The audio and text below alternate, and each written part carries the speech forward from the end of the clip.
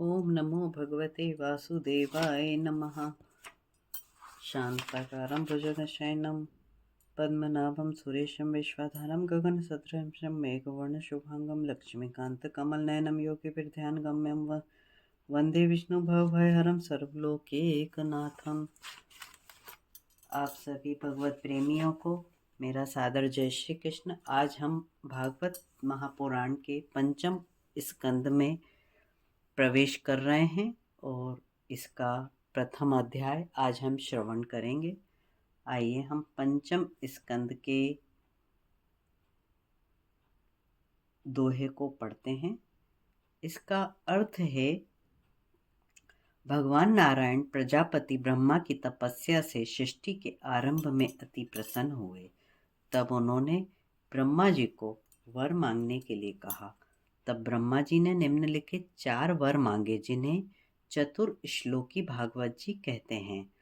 हे भगवान, आपके सूक्ष्म अप्राकृत्य रूप को जिस पर कहते हैं तथा स्थूल प्राकृत रूप जिसे अपर कहते हैं, इन दोनों पर अपर स्वरूप का मुझे ज्ञान प्राप्त हो जाए। दूसरा, हे परमात्मा, आप मुझे वह बुद्धि दीजिए जिससे मैं आपकी लीलाओं के गौतम भेद को जान सकूं। तीसरा, आप मेरे ऊपर ऐसी कृपा कीजिए जिससे मैं सृष्टि रचते हुए भी अपने को कर्ता मानकर अहंकार बुद्धि को प्राप्त ना हो, आलस्य त्याग कर आपकी आज्ञा का पालन कर सकूं। हे परमात्मन, उत्पत्ति भरण पोषण करने वाले होने के कारण मुझे अभिमान प्राप्त ना हो।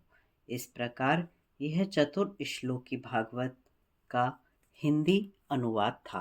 अब हम पहले अध्याय में प्रवेश करते हैं, जहां हम राजा प्रियव्रत की कथा श्रवण करेंगे। इसमें दोहा आता है, प्रियव्रत राजा भय किए सप्त भूभाग, 7 समुद्र निर्माण करी, जीते सब नर नाग। राजा परीक्षित ने पूछा, हे ब्राह्मण महाराज प्रियव्रत बड़े आत्मज्ञानी तथा भगवत भक्त होते हुए भी किस प्रकार गृहस्थाश्रम में फंस गए, मुझे यह समझाकर कहिए। श्री सुखदेव जी बोले, हे राजन, राजकुमार प्रियव्रत बड़े आत्मज्ञानी तथा भगवत भक्त होते हुए भी देवर्षि नारद जी के परम भक्त थे। उनकी कृपा से ही उन्हें परमार्थ तत्व का ज्ञान प्राप्त हुआ था। वे सदा ब्रह्माभ्यास में अपना जीवन व्यतीत करने का दृढ़ संकल्प कर चुके थे, किंतु उनके पिता स्वयंभू मनु ने उन्हें राज्य शासन करने की आज्ञा दी। राजकुमार प्रियव्रत अखंड समाधि योग के द्वारा अपनी संपूर्ण इंद्रियों को वश में करके भगवान की शरण में जा चुके थे। उनके सामने बड़ा कठिन प्रश्न उपस्थित हो गया। उन्हें राज्य शासन की तनिक भी इच्छा नहीं थी। जब ब्रह्मा जी को राजकुमार प्रियव्रत के ऐसे परमार्थवादी विचारों का पता चला तो उन्हें बड़ी चिंता हुई। सृष्टि का विस्तार किस प्रकार होगा? नारद जी ने राजकुमार प्रियव्रत को गृहस्थ मार्ग से विमुख करके परमार्थ मार्ग की ओर लगा दिया है। इस प्रकार चिंतित होकर वे स्वयं अपने हंस पर सवार होकर आकाश मार्ग में चले। मार्ग में देवता लोगों ने उनका बड़ा स्वागत किया। इस प्रकार स्थान स्थान पर आदर सम्मान पाते हुए फिर मृत्यु लोक में राजकुमार प्रियव्रत के पास आए। प्रियव्रत के निकट आत्मविद्या का उपदेश करते हुए श्री नारद जी को देखा। जब नारद जी और प्रियव्रत ने हंस पर आए हुए ब्रह्मा जी को देखा तो वे उठकर खड़े हुए, उनका स्वागत करते हुए उनकी स्तुति की। ब्रह्मा जी ने मधुर वाणी में राजकुमार प्रियव्रत से कहा, हे बेटा, मैं तुम्हारे हृदय की सब बातों को जानता हूँ। मैं तुम्हें जो उपदेश दूं वह ध्यानपूर्वक सुनो, इसमें तुम्हारा भला होगा। मैं शिव जी, तुम्हारे पिता स्वयंभू मनु और तुम्हारे गुरु नारद जी सभी भगवान की आज्ञा का पालन करते हैं। उनके विधान को कोई भी शरीरधारी टाल नहीं सकता। उसी परमात्मा के दिए हुए उस शरीर से जन्म मरण शोक मोह दुख सुख प्राणी भोगता है, किंतु प्राणी सदा कर्म करता रहता है।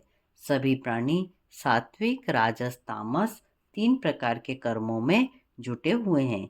उसी के अनुसार सुख दुख और योनियां मनुष्य को भोगना पड़ती हैं। यदि तुम यह कहो कि ये सब कर्मों के बंधन तो बंधन वाले जीवों के लिए हैं, मैं मुक्त पुरुष के लिए नहीं। वह तो स्वतंत्र है। ऐसे जीवों पर कर्म और काल का कोई अधिकार नहीं है, किंतु वे भी प्रारब्ध के भोग भोगने के लिए शरीर धारण करते हैं, किंतु उनमें अभिमान नहीं होता। वे वासना शून्य होकर स्वतंत्र होकर भी भगवत इच्छा से प्रारब्ध भोग भोगते हैं। जो मनुष्य इंद्रियों के अधीन है, वे तो जन्म मरण का दुख भोगते हैं। जो आत्मा में रमण करते हैं, उनका गृहस्थ आश्रम भी कुछ बिगाड़ नहीं सकता। अतः तुम गृहस्थ आश्रम भोगने में ही कोई हानि नहीं है।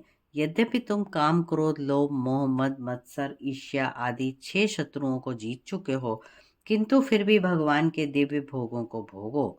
इसके पश्चात समय आने पर परमात्मा के स्वरूप में लीन हो जाना। श्री सुखदेव जी बोले, ब्रह्मा जी के ऐसे वचन सुनकर राजन प्रियव्रत ने नम्रता पूर्वक उनकी आज्ञा शिरोधार्य की और जो आज्ञा कहकर चुप हो गए। उनके गुरु नारद जी अपने किए कराए आत्मज्ञान को इस प्रकार व्यर्थ होते देखकर उन्हें कोई खेद ना हुआ, क्योंकि वे तो समदर्शी थे। ब्रह्मा जी, नारद और प्रियव्रत से पूजा प्राप्त करके अपने लोक को चले आए। राजा प्रियव्रत ने प्रजापति विश्वकर्मा की पुत्री बहिष्मति के साथ विवाह किया। उनके 10 पुत्र, जिनके नाम आग्नेत, इश्मी, यज्ञबाहु, महावीर, हिरण्यरेता, दृषपत, सवन, मेघातीत, नीतिहोत्र और कवि थे। उनके अर्जस्वी नाम की एक कन्या भी थी, जिसका विवाह श्री शुक्राचार्य जी के साथ हुआ। राजा प्रियव्रत के 3 पुत्र कवि, महावीर, सवन नैष्ठिक ब्रह्मचारी थे। राजा प्रियव्रत ने 18 अरब वर्ष तक पृथ्वी पर राज्य करके अपने 7 पुत्रों को राज्य दे दिया। एक समय राजा प्रियव्रत के राज्य में भगवान सूर्य सुमेरु की परिक्रमा करने के कारण आधे समय प्रकाश और आधे समय अंधकार रखते थे। राजा प्रियव्रत को यह बात पसंद नहीं आई। उन्होंने रात्रि को भी दिन करने के विचार से जब सूर्य अस्ताचल को जाते थे, तो वे अपने रथ में बैठकर पृथ्वी पर प्रकाश करते थे। इस प्रकार उनके राज्य में कभी अंधकार नहीं होता था। उन्होंने अपने रथ के पहियों की लीक से 7 समुद्र और 7 द्वीप बना दिए थे। उन द्वीपों का नाम जम्मू, प्लस, शालमेश, कुश, कोल, शाक और पुष्कर था। पहले द्वीप की अपेक्षा आगे के द्वीपों का परिमाणिक क्रमशः दूना होता गया। उन्होंने 7 समुद्र बनाए। जम्मू द्वीप के चारों ओर खारा समुद्र है, फिर उसके चारों ओर प्लक्ष द्वीप फैला हुआ है, उसके चारों ओर मीठा समुद्र है, उसे शालमली द्वीप घेरे हुए हैं, उसके चारों ओर दूध का समुद्र है, उसे 9 द्वीप घेरे हैं, उसके चारों ओर मदरा का समुद्र है, उसे कौंद्रुप द्वीप घेरे हैं, इसे क्षीर समुद्र कहते हैं, इसे शाक द्वीप घेरे हैं, उसके चारों ओर मठे का समुद्र है, फिर उसको पुष्कर द्वीप घेरे हैं, उसके चारों ओर मीठे जल का समुद्र घेरा है। शुक्राचार्य की पुत्री देवयानी का जन्म अरजस्वी से हुआ। इस प्रकार अतुल पराक्रमी राजा प्रियव्रत अपने राजपाट को पुत्री को देकर भगवत भजन के लिए वन में चले गए। इस प्रकार पंचम स्कंद का पहला अध्याय आज हम विराम करते हैं। कल हम दूसरे अध्याय में आग्नेत्र का चरित्र श्रवण करेंगे। कर्पूरगौरं कर्णावतारं संसारसारं भुजगेन्द्रहारं सदा वसन्तं हृदयारविन्दे भवं भवानी सहितं नमामि। ओं नमो भगवते वासुदेवाय नमः।